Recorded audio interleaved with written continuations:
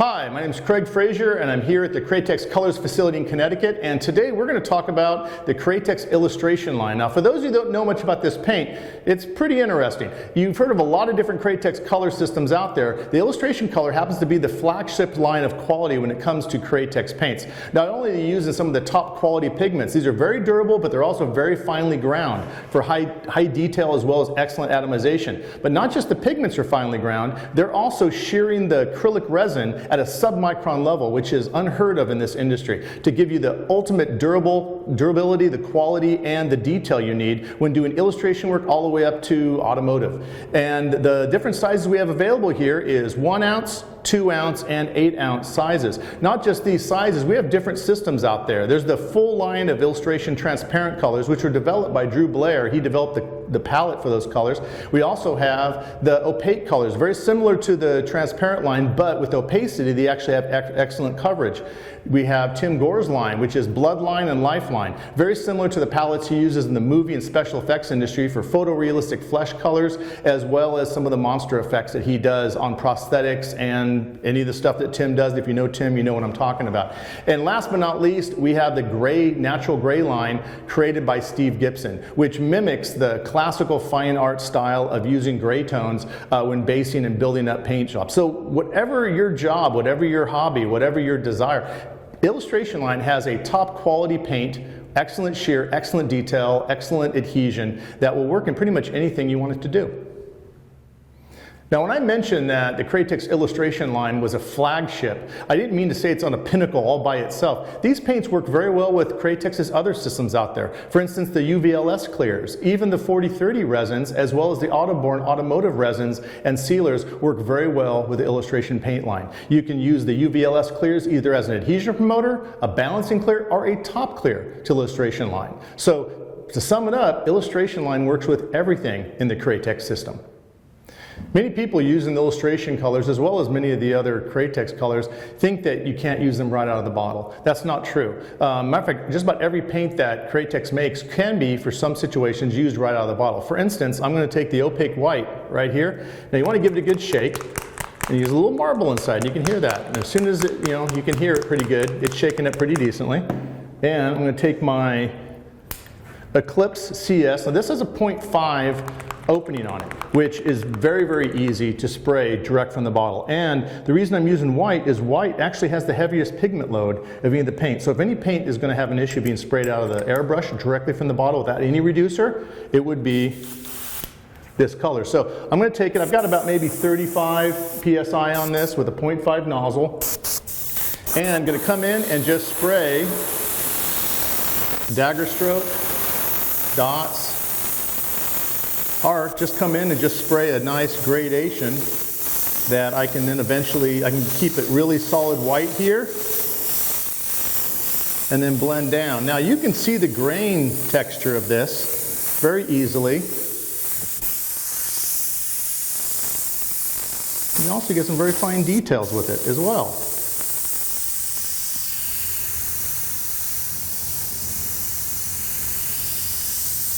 All of this with a medium airbrush right out of the bottle, no reducer whatsoever. Does that mean you don't need the reducer? Well, let's say you want a really, really fine gradation. Now, by the way, this is opaque white. It's going to have a heavier pigment load, and it actually is a little bit more grainier than if you're using, let's say, the transparent white. But if you want to make this actually flow even better for, let's say, a small airbrush, let's go ahead and grab ourselves the Micron. I've got a Micron C here. Now this is a 0.23 millimeter. That's even much smaller. It's literally less than half the size of the other one over here. Plus this is designed for mostly details. Now if I was to put the paint in here, could I spray it? Yes, but doing fine details, it may clog a little bit directly out of the bottle without raising the pressure. There are some tricks to raising the pressure higher. What I want to show you is we're going to mix this paint up first, and we're going to combine it. We're going to actually cocktail it. And what we're going to do is we're going to start with just the white I used earlier, wrong bottle. And I'm going to put some white in here. And I'm going to do a 1-to-1 mixture of white with 4030. Now the 4030 is basically urethane resin. I use this quite a bit on my canvases. Now it's for extra adhesion. Also on some surfaces, you're going to want to use it because this has a great feel to it when you're spraying. And I usually go anywhere from 30% to 1:1. I just went 1:1 on that. Yes, I eyeballed it. You're allowed to do that. And with the reducer, how much you want to add. I usually tell people anywhere from 5% to 10%. You can go as little as 2.5%. And I know some people that if you add enough of the 40-30 or any of the other balancing clears to it, you can add even more. Let's say you have a nice color red that's just pure illustration and you want to make it really, really thin. Well, for one thing, by the way, it will never become transparent. That's a completely different paint line. But if you want the illustration red to be very, very thin and light, don't just add the reducer straight to it. You could, but what it's going to do is you're going to lose adhesion factor because you're going to be killing the resin load. What you want to do is you want to increase the resin load. Best way to do that, add that 40-30. You could even add the Autoborn 6000. You could add any of the UVLS clears right in to that paint. So I'm going to come in and add just maybe 5%. It wasn't even that, but very, very small amount of the reducer, the 4011 by the way. And then I'm going to stir it. And for a micron, I've always tell people you want the consistency of milk. And I always get the perfectionists to say, well, 1% or whole milk or buttermilk. Oh, come on, just give me a break, milk. That's a little bit on the thick side. I'm going to add just a little bit more. Now, if you're one of those measuring freaks, no offense, then knock yourself out. Get your little gradated, you can measure it. I'm making such a small amount here, I'd have to use one of those small medicine cups. Now, another trick I want to tell you, I use this in automotive, this trick, and it works in illustration too. Whenever you're mixing, you're cocktailing, you're adding your balancing clears, you're adding your reducer, and you're adding this together and you mix it, let it sit. In the automotive thing, it's a different freaking animal. 15 minutes is all that matters. Let it sit 15 minutes. Now in automotive, it makes night and day difference between a success and a failure. It works the same in this. If you're doing super fine details, mix your stuff up and let it sit for 15 minutes. What this gives the time is for the reducer and the binder and the illustration paint to all kind of emulsify, all kind of settles out. It kind of starts, it basically just let it sit. Hey, you let a steak rest, let your paint rest. So I'm gonna go ahead and grab my micron, I figure which one I had over here. And let's go ahead and pour some of this mixture. I know I haven't waited 15 minutes. Do you really want to do that? You want to wait 15 minutes? No, we're not going to. But if this was an actual job, I'd let it wait. We could always cut away and come back later. They're just lying. It's like the casserole is already in the oven. So here we go. And it's a little bit more pressure I normally use in the micron, but by the way, microns don't break if you use more than 3 psi. You can use a lot in it. I'm going to come in here and you can see the level of detail that I can get with this micron. And that's opaque white. Can you imagine what I could do if that was freaking? And then look at the gradation level. Much finer, much more subtle. But I can still come in and honk it on there, make it really nice and bright.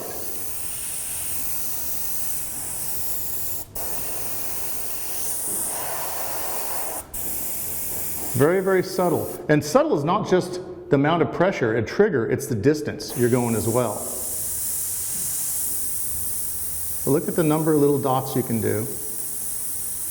Very, very fine.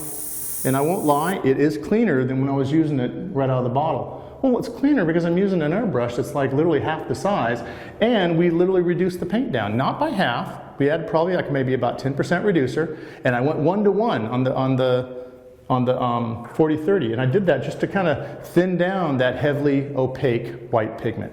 So I want to show you this right here just so you can see that you can use different substrates, different balancing clears, the reducers, the 4011. I'm not going to hyper reduce it and over reduce it for doing a wash or anything, but you can do that as well. You can do anything you want. Matter of fact, I always tell people when they ask me and there's like, well, what should I do? Experiment. It's not going to blow up. It's not going to kill you. Just try it. It's like, oh man, I need some reducer. If it acts like it needs some reducer, it probably does. Add a little bit more reducer. Oh, I added too much reducer. What do? It's not the end of the freaking world. Add more paint. Add more 40-30. Custom paint is its own warning label. Fine art is its own invitation to experiment. If you are not experimenting, you're not a custom painter. You're a production guy. That's cool, but here, come on, be custom, invent. And that's the one thing we do here at Createx. We give you all the tools to be as creative as possible. All you need to do is I'd like to say experiment, but you know something? Just play with it. That's all lab guys are doing. Experimentation is just play with a clipboard and a lab coat. So hope you enjoyed this little demo right here, and we're going to go on from that. Okay, I've shown you a whole lot of cool stuff about the Createx illustration line. I'm going to show you one little extra thing here that makes the illustration line, the flagship of Createx colors, stand apart from the other systems. And it wouldn't be something you'd think about for paint. It's the erasability. Now, when you're thinking about erasability, that has to do more along with fine art or illustration, where you come in and you want to use a removal technique where you're using an eraser or even a blade to scratch or scrape the paint away. Well, the tougher the resin, the more it's going to resist that. And the nice thing about the illustration line, remember this is the opaque paint illustration without any reducer and without, right out of the bottle, straight from the bottle. And if I come in with an eraser, I can come in and literally, I can even very lightly blend away something, or I can come in, let's say with a pencil eraser, and create like some interesting hair effect. It's a great removal technique. If you get a little bit too crazy with this, like, oh, I erased too much, you know, just come back in and re-airbrush it with a little bit of that white. So the more, now if you wait 48 hours, even illustration paint by themselves will start hardening up a little bit more, so it'll still erase, but it'll be more difficult. When you add that 40-30, like we did with the Micron, now I'm not sure, because this is still pretty fresh. It's taken out a little bit on the side, but look. See how much tougher that is? It'll eventually come off because it's fresh. In 48 hours, that wouldn't erase at all. Like right up here, look, that's just as white as that.